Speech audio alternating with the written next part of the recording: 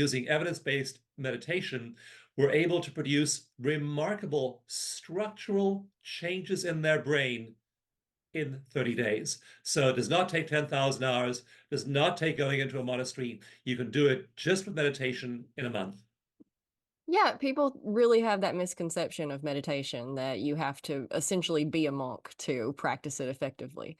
And that's not true at all. I tell people all the time that when I got started with meditation, I was a super busy mom of two toddlers who was running her own business. You know, I had zero time, I had negative time.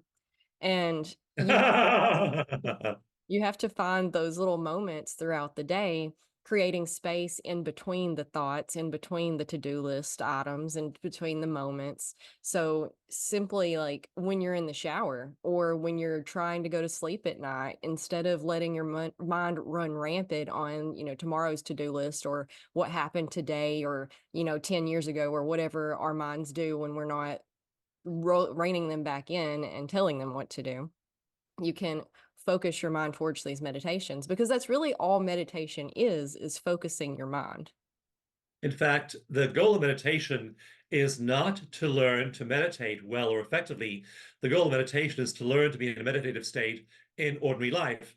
In that randomized controlled trial, we were actually examining people's brain activity, not when they were meditating, just when they were laying there in the MRI and in an ordinary state of consciousness.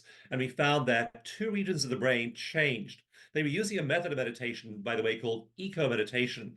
And it's really effective because it includes tapping, mindfulness, neurofeedback, and other evidence-based techniques. So we know from science it really works.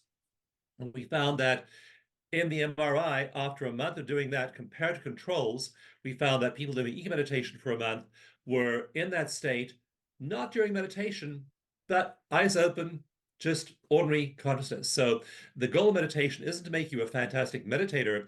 The goal is to bring you into an elevated state in your daily life. And we find that happens, that people cross an invisible boundary.